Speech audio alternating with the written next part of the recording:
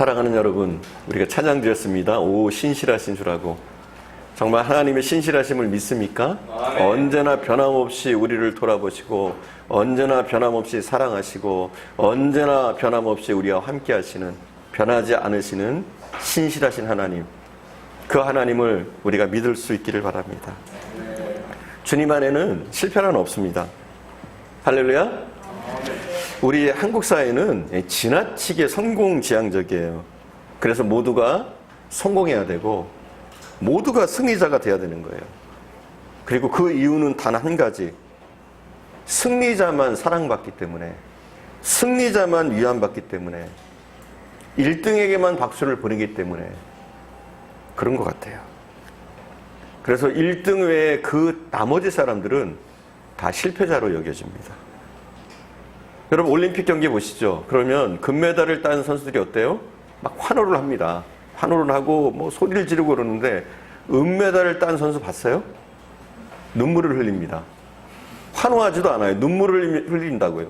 왜요? 억울해서. 그리고 2등 해봤자 소용이 없다 생각하니까, 실패했다고 생각하니까 오히려 웁니다. 올림픽에서 은메달을 받고 우는 나라는 우리나라밖에 없어요. 우리나라 사람들밖에 없어요. 왜냐하면 결과를 너무 중요하게 여기거든요. 1등만 중요하게 여기거든요. 2등, 3등 그들의 노력은 알아주지도 않고 알려고 하지도 않고 오히려 실패자로 여기는 그런 사상이 팽배하다 보니까 은메달을 따고도 웁니다. 우리는 성공지향적이에요. 너무나 승리만 하려고 해도, 그리고 실패를 용납하지 않습니다. 그런 사회다 보니까 이런 어떤 현상들이 생기느냐. 첫 번째, 정직하지 못하게 됩니다. 정직성을 잃어버려요. 왜냐하면 패하면 용서받지 못하니까 어떻게 속여서라도 거짓으로라도 자기가 승리자가 돼야 되는 거예요. 그래서 사람이 거짓되게 됩니다. 이런 성공지향적인 사회가 되어지면. 그러다 보니까 학생들이 어때요? 무조건 성적만 높으면 되니까 인성과 상관없이 컨닝을 해서라도 부정을 저질러서라도 점수를 높게 받으려고 하는 거예요. 거짓이 팽배하게 되죠. 정직하게 못하게 되죠. 또 이런 사회가 되어지면 또 어떤 현상이 생기느냐. 사람들이 우유부단해집니다. 실패할까 봐 두려워서 무슨 결정을 내리지도 못하고 책임을 안 지려고 어렵고 힘든 일은 피해가려고 합니다. 왜요? 잘못했다가 실패하면 욕 얻어먹으니까. 또 이런 성공지향적인 사회가 되어지면 일에 중독된 사람들이 많아집니다. 왜? 성공해야 되니까, 열심히 해야 되니까, 최선을 다해서 뭔가 이루어야 되니까 정신없이 뛰고 정신없이 일을 합니다. 그러다 보면 어떤 현상이 생기느냐. 인생을 즐길 줄을 몰라요. 가정생활을 모릅니다. 부부간에 어떻게 해야 되는지를 모릅니다. 대화도 없고 가족 간의 관계도 모르고, 때로는 사람이 쉬기도 해야 되는데 쉼을 몰라요. 때로는 여러분 여행도 가셔야 돼요. 쉬기도 하셔야 돼요. 너무 기도만 하시면 안 돼요. 너무 말씀만 열심히 오셔도 안 돼요. 때로는 우리에게 휴식이 필요한 거예요. 잠깐의 쉼들이 필요한 거예요. 그런데 계속 성공지향적이니까 승리만 해야 되니까 쉬지도 못하고 일에 중독돼서 일에 빠집니다. 얼마나 불행한 거예요, 여러분. 마지막으로 너무 성공지향적이 되면 마음속에 두려움과 죄책감이 생깁니다. 내가 실패한 것에 대해서 처리하지 못하게 돼요. 실패에 얽매여가지고 내일에 대한 희망이 없습니다. 꿈을 포기해버리는 사람들이 점점 늘어나는 거예요. 왜요? 너무 두려워서. 실패했으니까 다음에 실패할까봐 두려워서 아무것도 하지 못하고 두려움과 죄책감에 시달립니다. 그리고 한 번쯤 실패하면 오히려 그게 너무 미안한 거예요. 가족에게 미안하고 내 주변 사람에게 미안하고 그러다 보니까 움츠려들게 됩니다. 이렇게 되는 근본적인 이유가 뭐냐? 우리가 이렇게 성공지향적으로 되는 근본적인 이유 가운데 하나는 뭐냐? 잘못 배워서 그래요. 우리가 잘못된 사고를 가져서 그래요. 어떤 사고냐? 뭐가 행복인지를 몰라요. 한마디로. 행복이 뭐예요, 여러분? 행복이 뭡니까? 모르시죠? 행복이 뭡니까, 여러분? 돈 많이 가진 게 행복이에요? 아멘 하는 분이 굉장히 많은 것 같아요, 지금. 속으로. 돈 많이 가진 게 행복입니까? 권세 잡은 게 행복이에요? 좋은 대학에 들어가고 좋은 직장에 취직하고 좋은 사람하고 결혼한 게 행복이에요? 그것이 행복의 어느 정도의 조건일 수 있어도 그게 행복이 아닌 거예요. 우리는 어떻게 배웠느냐? 성공해야 행복하고, 출세해야 행복하고, 승리해야 행복하고, 이겨야 행복한다. 계속 이렇게 우리는 배워왔단 말이에요. 근데 그게 행복이 아니거든요, 사실. 우리가 행복하다고 느껴야 행복인 거예요. 아멘. 할렐루야? 아멘. 행복하다고 느껴야 행복인 거예요. 내가 아무리 많이 가졌어도 내가 행복하다고 느끼지 못하면 행복하지 않은 거예요, 여러분. 근데 예수 믿는 사람에게 가지고 있는 특권이 뭡니까? 우리는 없어도 행복합니다. 아멘. 권세가 없어도 행복하고, 때로는 몸에 병이 들어도 행복하고, 나이를 먹어도 행복하고, 어린 사람은 어린 사람대로 행복합니다. 살금입니다. 좋은 대학에 들어가도 행복하고, 때로는 좋은 대학에 들어가지 못해도 행복하고. 우리는 상관없어요, 이게. 이게 행복이란 말이에요, 여러분. 우리는 어떠냐면 행복을 추구하는 게 아니에요. 성공을 추구하고 권력을 추구하고 돈을 추구하니까 이게 불행한 거예요. 그리고 저질이 되어집니다. 하지만 우리가 추구하는 건 뭐예요? 진짜 행복이에요. 행복하기를 원하는 거예요. 행복하게 살고 싶은 거예요. 그 행복이 어디에 있습니까? 바로 우리 속에. 주님만이 우리에게 이 행복을 주실 수 있는 줄 믿습니다. 그래서 예수 믿는 사람은 꼭 성공해야 행복할 수 있다 이렇게 생각하지 않아요. 이 사고가 바뀌어야 됩니다. 너무나 자연스럽게. 우리 크리스찬들은 모두가 행복한 인생이 될 수 있는 거예요. 없으면 없는 대로, 있으면 있는 대로, 잘나면 잘난 대로, 못나면 못난 대로 우리는 다 행복할 수 있는 사람들인 줄 믿습니다. 우리가 무엇보다도 행복한 삶을 살기 위해서 꼭 필요한 것 가운데 하나가 뭐냐면 실패를 어떻게 처리하느냐 문제가 사실은 심각한 문제예요. 이 베드로의 문제를 보면서 우리는 실패를 어떻게 처리해야 되느냐, 실패했던 베드로가 어떻게 일어났느냐, 이런 모습들을 보면서 우리가 오늘 은혜를 나눴으면 좋겠습니다. 여러분, 우리가 실패하잖아요, 살면서. 실패를 전혀 안 해보신 분들도 계신데 다 실패하잖아요. 그렇지 않습니까? 실패 한두 번쯤, 아니 수십 번 하죠. 우리가 수도 없이 우리가 실패합니다. 그런데 우리에게 뭐가 있느냐? 실패를 받아들이지 못해요. 나의 실패를 용납하지 못합니다. 여러분, 우리가 제일 먼저 해야 될 것 가운데 뭐냐면 우리가 실패를 이기려면 실패를 받아들일 줄 알아야 돼요. 내가 실패했다, 이것을 받아들일 줄 알아야 돼요. 그래야 다른 사람의 실패에 대해서 우리가 관용적인 태도를 취하게 됩니다. 누군가 실패하고 잘못했을 때 오히려 격려하고 다독일 수 있는 사람이 되는 거예요. 그런데 우리가 실패를 받아들이지 못하면 어떠느냐? 누군가 실패하면 비난하는 거예요. 쟤는 왜 저래? 왜 저렇게 못났어? 왜 저거밖에 못해?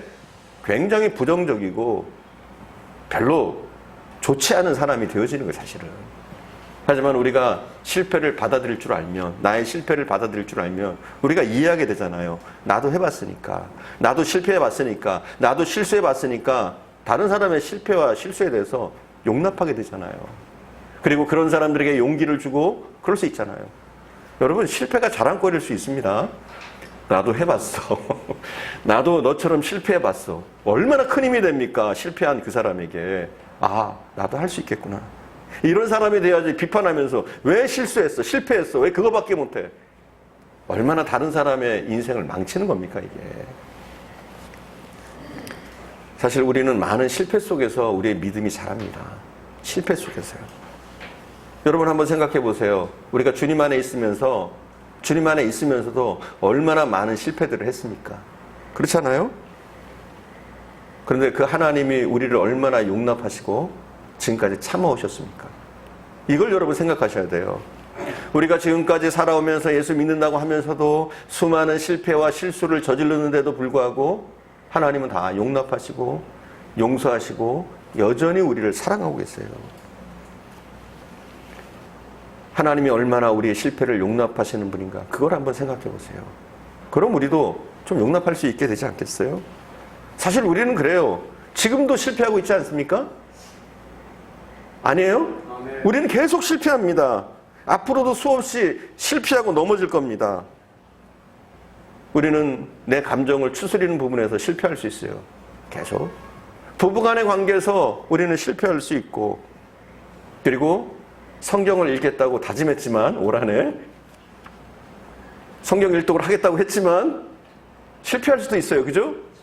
올 한 해는 한번 기도 한번 해보자 다짐했지만 얼마든지 우리는 실패할 수 있는 거예요. 그리고 내가 이웃과 잘 지내야지, 그들에게 선한 영향력을 미쳐야지 했지만 그렇게 하지 못하는 경우들 우리는 비일비재해요. 계속 실패합니다. 우리는 수많은 영역에서 실패를 되풀이합니다. 내 나름대로 잘 살아보려고 했지만 내가 가지고 있는 그 나쁜 습관이 나를 지배할 때도 있고요. 우리는 계속 실패하고 있는 거예요. 우리만 실패합니까? 여러분만 실패합니까? 다 실패합니다.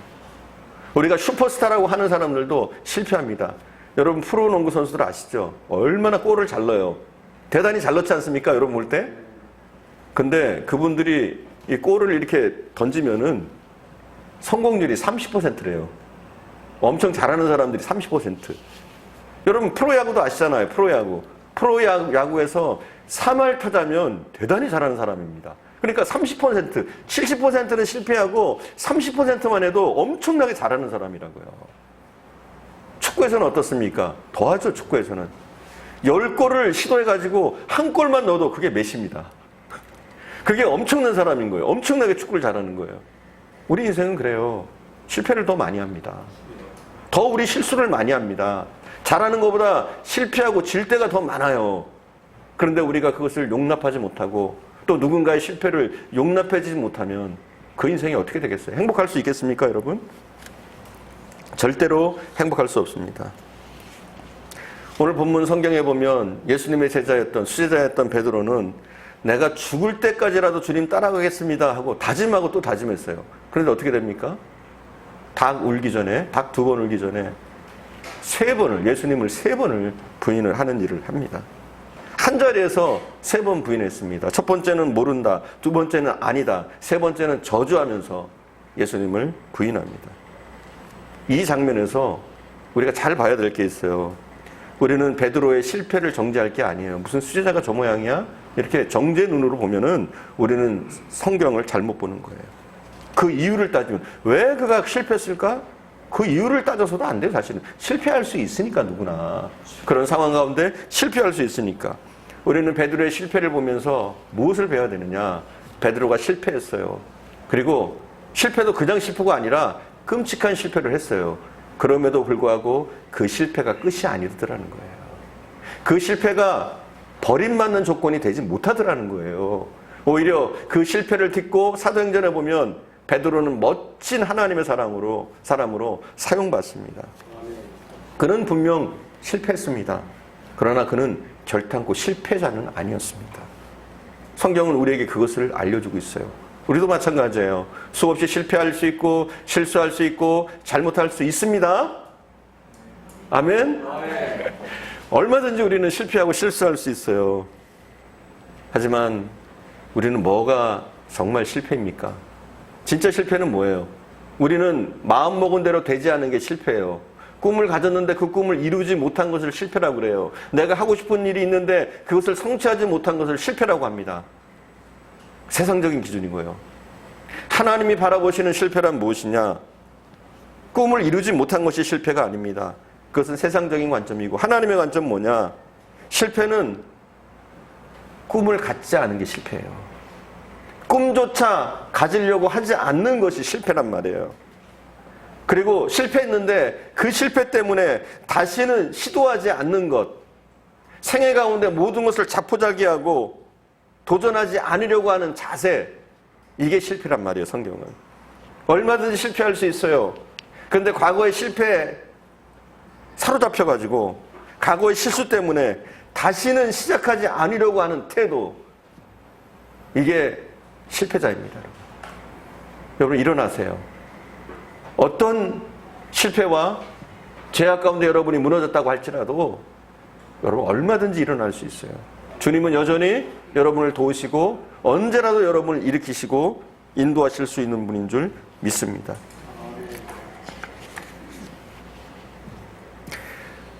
그렇게 실패자였던 베드로, 그에 대한 이제 나중 이야기, 그가 예수님을 배신한 다음에 이야기가 나오는 책이 있어요. 그게 커바디스 도미네라는 책이에요. 그 책에 보면 이런 내용이 나와 있어요. 베드로가 붙잡힙니다. 그가 복음을 전하다가 붙잡힙니다. 그리고 사형 언도를 받습니다. 사형날이 됐어요. 예수님이 못 박혔던 십자가 같은 십자가가 딱 세워져 있는 거예요. 그리고 베드로에게 언도된 것도 십자가형이었어요. 근데 베드로가 이 간수에게 간곡히 부탁했다고 그래요. 내가 어떻게 주님과 똑같이 저런 십자가를 질 수 있겠는가, 이렇게 얘기했대요. 그리고서 나는 십자가를 좀 거꾸로 해달라. 그리고 십자가를 거꾸로 지겠다. 주님과 같이 나 같은 것이 어떻게 지겠느냐. 그러면 십자가를 거꾸로 진 이런 감동의 스토리가 이 코바데스 도밀이라는 책에 나와 있어요.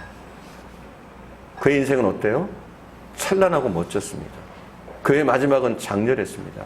그의 마지막은 용기 있었습니다. 그의 마지막은 최고였습니다. 여러분, 실패자로 끝나지 않았다는 거예요. 분명 베드로는 실패했지만 그 인생은 실패로 끝나지 않았어요. 우리도 얼마든지 실패합니다. 수없이 실패합니다. 한두 번이 아니에요. 계속적으로 우리는 실패합니다. 하지만 주님은 용납하실 것이고 우리도 실패를 받아들이고 용납하는 태도가 필요한 줄 믿습니다. 그래야 누군가를 세울 수 있고 일으킬 수 있고 그들에게 용기를 줄 수 있는 사람이 되어집니다. 여러분, 더 이상 실패를 부끄러운 것으로 여기지 마세요. 실패에 대한 수치심 때문에 괴로워하지 마세요. 여러분의 가정에서, 여러분의 직장에서, 또 여러분의 삶에서 여러분 스스로를 용서하세요. 십자가 앞에 여러분의 실패를 내려놓으세요. 그러면 주님이 위로하실 겁니다. 새롭게 하실 겁니다. 그리고 여러분도 다른 사람의 실패를 관용하고 그들을 오히려 세울 수 있는 사람으로 하나님이 세우실 줄 믿습니다. 두 번째는 뭐냐? 우리가 첫 번째는 실패를 받아들이는 것이고 두 번째는 실패를 통해서 배워야 돼요, 여러분. 우리는 실패, 그러면 굉장히 부정적인 경험으로만 압니다. 아니에요. 그렇지 않습니다. 우리는 실패하면 상처받고 죄의식에 시달립니다. 나는 왜 이렇게 못났지? 나는 왜 이렇게 하는 것마다 안 되지? 왜 내 인생은 이 모양이야? 그러면서 다시 일어나려고 하는 용기를 상실하게 됩니다.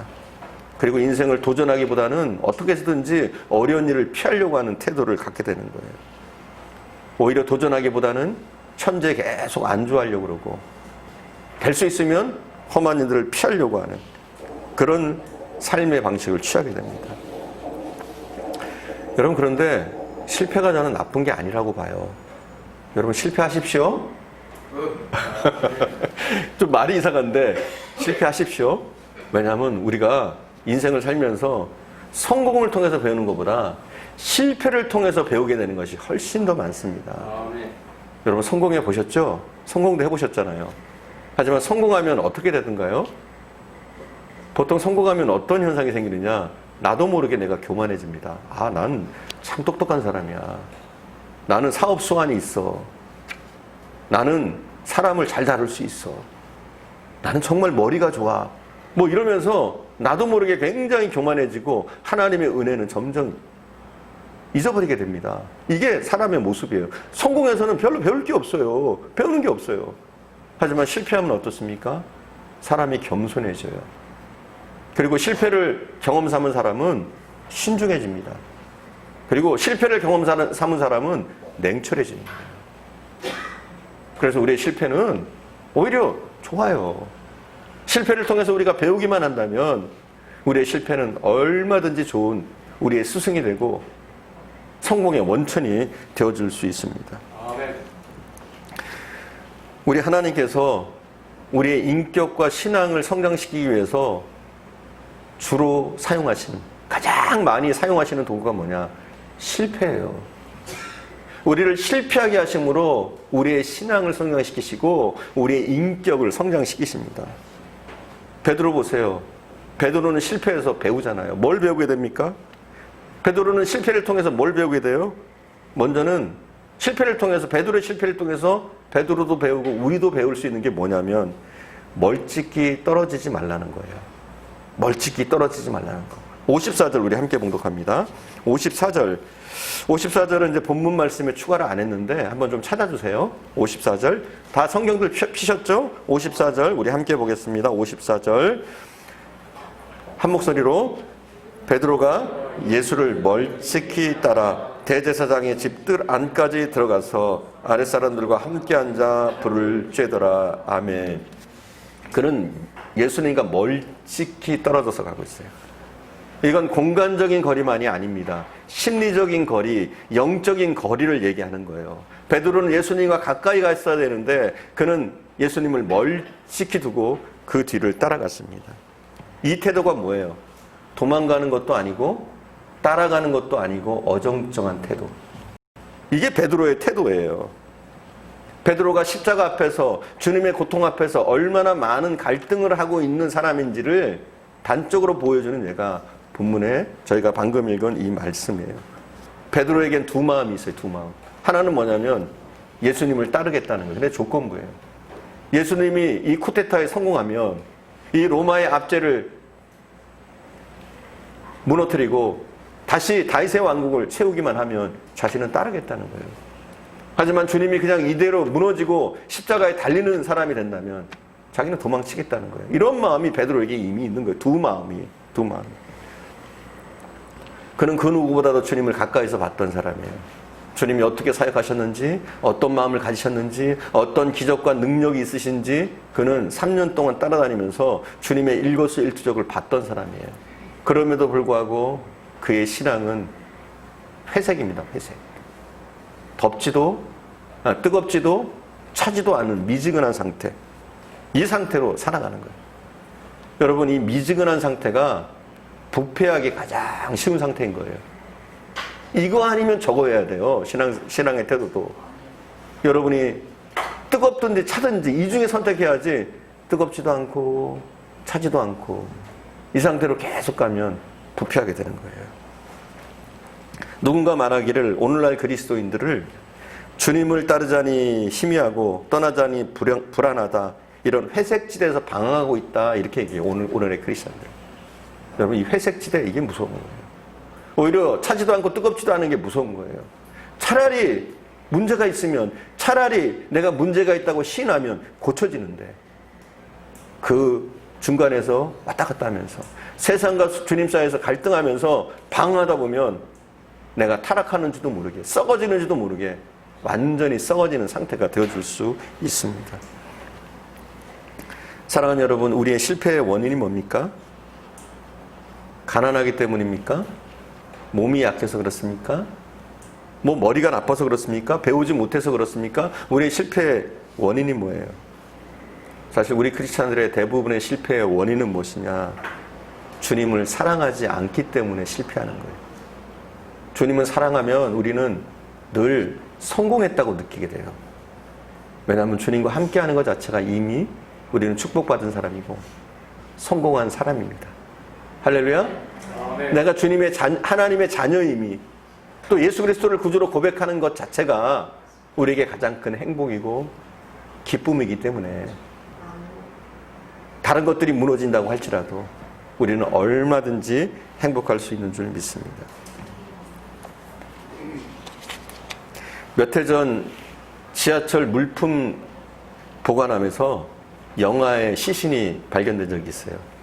그리고 이 영아의 시신을 누가 버렸는지 이거를 추적해 보니까 20대 젊은 여성이 이 아이를 그냥 물품 보관함에 버린 거예요.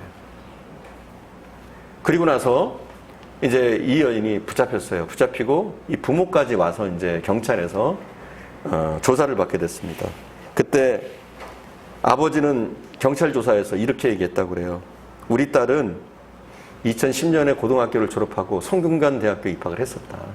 그리고 성균관대학교에 입학을 했다가 이듬해 서울대 성균관대학교를 그만두고 이듬해 서울대학교 법대에 들어가서 사법고시 1차 시험까지도 합격했다. 이렇게 경찰에서 진술한 거예요. 근데 경찰에서 조사를 해보니까 모든 게 다 거짓말이에요. 모든 게 다. 그 학생이 대학에 합격한 적도 없고 성균관대학에 들어간 적도 없고 또 서울대학에 그가 입학했다고 하는 그때는 로스쿨이 들어와서 서울대학에서 아예 법대생들을 받지도 않았던 때라고 그래요. 그러니까 모든 게 새빨간 거짓말이에요. 그런데 이 부모의 얘기는 그래요. 딸이 학생 시절부터 말썽을 부리지 않았고 공부를 잘한 데다가 만점 가깝게 수능 성적을 맞았다는 거예요.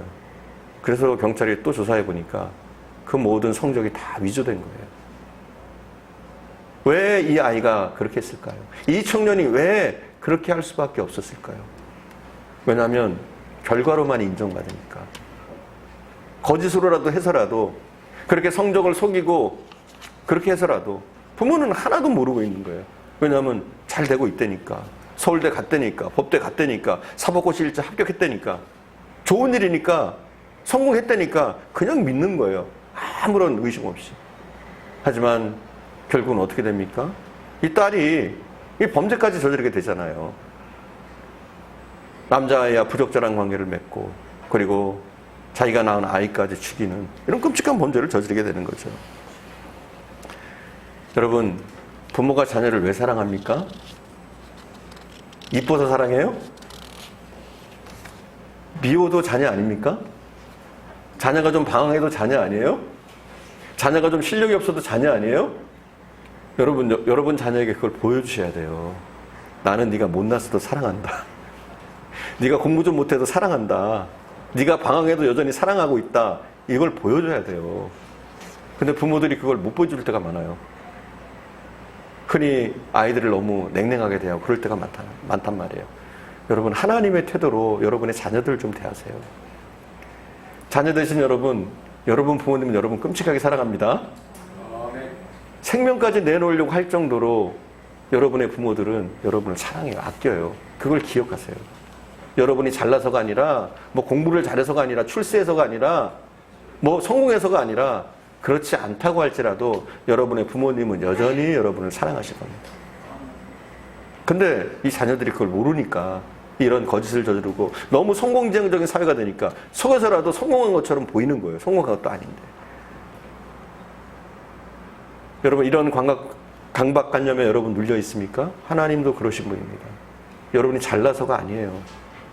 여러분이 믿음이 특별히 좋아서가 아니에요. 여러분이 재능이 있고 대단한 실력과 권세가 있고 물질이 있기 때문에 하나님이 여러분을 사랑하시고 아끼시는 게 아니에요. 여러분의 모습이 어떨지라도 하나님은 여러분을 사랑하시는 줄 믿습니다.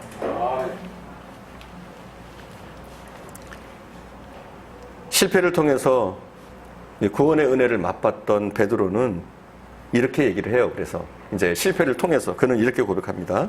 너희가 거듭난 것이 썩어질 씨로 된 것이 아니요 썩지 아니할 씨로 된 것이니 하나님의 살아있고 항상 있는 말씀으로 되었느니라. 베드로가 이렇게 고백하는 거예요. 전에는 자기의 공로, 자기의 능력, 자기의 실력, 자기의 용기 이걸로 주님께 인정받는 줄 알았어요. 근데 그게 아니더라는 거예요. 실패하고 보니까. 무엇이냐? 오직 말씀으로, 오직 은혜로 자기가 의롭다고 칭함을 받게 되고 또 그리고 자기가 하나님의 사람으로 쓰임받게 된다는 것이죠. 베드로는 자기의 실패를 통해서 멀찍이 따라가서는 안 된다를 배웠지만 또 두 번째는 자만과 교만이 얼마나 무서운가를 배웠어요. 베드로가 뭐라고 그럽니까? 다른 사람은 주를 버릴지라도 나는 절대로 주님을 버리지 않겠습니다. 주님이 그런 말씀하시죠. 네가 닭 울기 전에 나를 3번 모른다고 부인하리라. 이렇게 말씀하시는 대로 주님 절대로 그런 일은 없습니다. 이렇게 다짐하고 다짐했던 게 베드로였어요. 그런데 어떻습니까? 이건 베드로의 자만이었죠. 베드로가 용기 있는 것처럼 자기가 행동했지만 그 속은 얼마나 쉽게 무너집니까? 그리고 나서 그의 실패를 통해서 베드로는 베드로전서 5장 6절 8절에서 이렇게 얘기합니다. 그러므로 하나님의 능하신 손 아래서 겸손하라. 때가 되면 너희를 높이시리라. 너희 염려를 다 주께 맡겨라. 이는 저가 너희를 권고하심이라. 근신하라. 깨어라. 너희 대적 마귀가 우는 사자같이 두루다니며 삼킬 자를 찾나니. 이렇게 얘기하고 있어요. 베드로는 겸손이 얼마나 중요한지, 교만이 얼마나 자기를 패망하게 하는지 이렇게 실패를 통해서 배웁니다. 그리고 하나님이 쓰시는 사람이 되어지는 줄 믿습니다. 여러분도 어떤 부분이 되었건 여러분의 실패를 통해서 배울 수 있기를 간절히 축원드립니다. 마지막 세 번째로 실패 속에서 여러분 하나님의 은혜를 좀 발견하십시오. 여러분이 실패했다면, 아니 실패도 그냥 실패가 아니라 엄청난 실패를 했다고 해봅시다. 그럼 어떤 현상들이 생깁니까? 여러분 주변에서 여러분을 떠납니다. 여러분을 알던 사람들이 여러분이 큰 실패를 하고 망했기 때문에 여러분 주변을 떠납니다. 심지어 여러분의 그 큰 실패 때문에 여러분의 아내도 혹은 남편도 여러분을 등질 수가 있어요. 자녀들이 여러분을 등질 수 있습니다. 너무나 큰 실패를 했기 때문에. 주변에 아끼던 친구들이 여러분의 큰 실수와 실패 때문에 떠나갈 수도 있습니다. 그런데 분명한 것이 한 가지 있어요.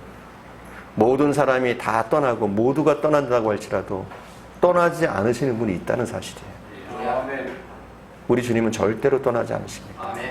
오히려 우리의 아픔 가운데, 우리의 슬픔 가운데, 우리의 고통 가운데 우리를 위로하시고 다시 세우시고 다시 쓰시기를 원하시는 줄 믿습니다. 우리 주님은 베드로의 실패를 예측했어요. 그가 실패할 것을 알았어요. 그죠? 네가 다구기 전에 3번 나를 모른다고 부인하리라. 그의 실패를 알았어요. 자, 그럼 그 주님, 베드로의 실패를 알았던 그 주님, 우리의 실패를 모르실까요? 우리가 실수할 것, 우리가 실패할 것을 모르실까요? 그리고 우리의 실패와 우리의 실수는 용납하지 못하실까요? 여러분, 그걸 알아야 돼요. 주님은 우리의 실패, 우리의 실수, 그것이 크든 작든 끔찍하든 끔찍하지 않든 주님은 오히려 이해하시는 분입니다. 오히려 여러분의 실패를 용납하실 뿐만 아니라 오히려 그 실패를 위로하시는 분이신 줄 믿습니다. 베드로가 엄청난 실패를 했어요. 실수를 저질렀어요. 그리고 나서 주님의 큰 은총을 그는 발견하게 됩니다. 바로 베드로를 바라보시는 예수님의 눈빛, 그것을 베드로는 발견하게 돼요. 우리가 잠깐 성경을 좀 찾아볼까요? 누가복음 22장 61절입니다. 한번 스크린도 좀 찾아주실래요? 누가복음 22장 61절.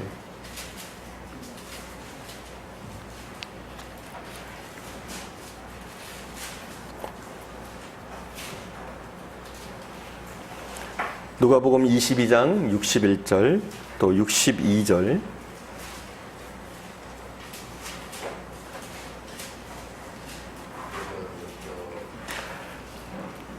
우리가 함께 읽어보겠습니다. 누가복음 22장 61절 또 62절 함께 읽어봅니다. 주께서 돌이켜 베드로를 보시니 베드로가 주의 말씀 곧 오늘 닭 울기 전에 내가 3번 나를 부인하리라 하심이 생각나서 밖에 나가서 심히 통곡하니라. 아멘. 베드로가 예수님을 모른다고 3번 부인했을 때 누가복음에 보면 예수님이 그를 돌아보셨대요. 예수님이 그를 돌아서 바라보셨대요. 베드로를. 그리고 베드로도 예수님이 바라보시는 그 눈빛을 봤어요. 자, 우리가 한번 상상해 봅시다. 예수님이 베드로가 자기를 모른다고 저주까지 하면서 부인했는데 예수님이 어떻게 베드로를 바라봤을까요? 어떻게 바라봤을까요? 에휴, 저놈 말이야. 저 못난 놈 막 이러면서 바라봤을까요? 경멸의 눈으로 바라봤을까요? 야, 너 꼴 좋다. 그렇게 너는 죽기까지 나를 따른다고 하더니 왜 그 모양이냐? 막 이런 눈빛으로 바라봤을까요? 경멸의 눈빛으로? 여러분, 어떤 눈빛으로 바라봤을까요? 연민의 눈빛으로. 베드로야, 어쩔 수 없구나 네가. 그리고 베드로가 당할 그 고통을 주님은 이해하시면서 굉장히 애정이 담긴 눈빛으로, 연민이 담긴 눈빛으로, 여전히 베드로를 사랑하는 그 눈빛으로 베드로를 바라봤을 거란 말이에요. 그리고 그 눈빛이 어떻게 됩니까? 그 눈빛이 베드로를 완전히 변하게 하는 거예요. 그 자리에서. 다른 사람이 되게 하는 거예요. 그 눈빛이. 여러분, 주님은, 우리 하나님은 우리를 그렇게 바라보고 계십니다. 우리가 실패할지라도, 실수할지라도, 우리가 좀 부족할지라도 우리를 경멸하는 눈빛으로 바라보는 것이 아니라 너 같은 게 무슨 내 아들과 딸이야 뭐 이렇게 바라보시는 것이 아니라 주님은 여전히 야, 네가 또 실패했구나. 그래, 괜찮아. 넌 잘할 수 있어. 이런 눈빛으로 주님은 바라봤을 거란 말이에요. 여러분, 그 눈빛을 잊지 마십시오. 주님은 항상 그런 눈빛으로 바라보십니다. 우리가 잘나서가 아니라, 우리가 뭐 대단한 일을 해서가 아니라 그냥 우리를 무조건적으로 사랑하시는 것이 하나님의 사랑이요. 그리고 그 예수님의 사랑인 것을 여러분 믿으시기를 바랍니다. 예수님은 베드로의 괴로움까지, 그의 연약함까지 긍휼히 여기셨어요. 그리고 그 눈빛을 경험한 베드로는 변합니다. 우리도 주님의 그 눈빛을 발견하십시오. 저는 주님 앞에 엎드릴 때마다 그 긍휼의 손길을 경험할 때가 많습니다. 내가 부족한데도, 연약한데도 불구하고 주님은 그럼에도 불구하고 여전히 저를 사랑하시고 아끼시고 저를 어루만지시고 늘 그런 것들을 체험하다 보니까 더 주님을 사랑하게 되고, 또 부족하고 연약하지만 용기를 갖게 되고, 또 연약하지만 이렇게 사역을 감당하게 됩니다. 여러분도 그 주님의 눈길을 만나십시오. 경험하십시오.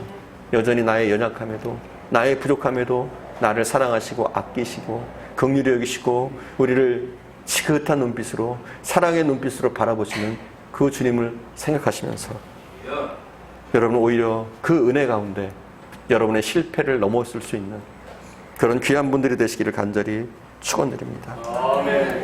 여러분이 어떤 실패를 했든 상관없습니다. 도덕적으로 실패했건, 결혼에 실패했건, 자녀 교육에 실패했건, 이성적으로 실패했건, 혹시라도 큰 범죄라도 저질렀건, 그럼에도 불구하고 우리 주님은 여러분 한 사람 한 사람을 사랑하고 계심을 믿으시길 바랍니다. 어떤 실패가 당신을 붙잡고 있습니까? 어떤 실패가 여러분을 얽어매고 있습니까? 제가 기쁜 소식 두 가지를 전해드리면, 첫 번째는 하나님은 능히 용서하실 수 있다는 거예요. 그리고 하나님은 여러분의 그 실패의 자국, 그 아픔의 자국까지 깨끗하게 없애주실 수 있는 분이라는 사실입니다. 또 두 번째는 하나님은 그 실패를 통해서 당신을, 여러분을 하나님의 귀한 도구로 세워가고 계시다는 사실이에요. 이것을 믿으면서 오히려 실패 가지고 고통스러워하지 마시고 이 실패를 잘 사용해서 정말 주님 안에, 하나님 안에 우리에게 실패란 없다는 사실을 여러분 깊이 인식하면서 진정한 승리자, 이 땅의 진정한 행복자들이 되시기를 간절히 축원합니다.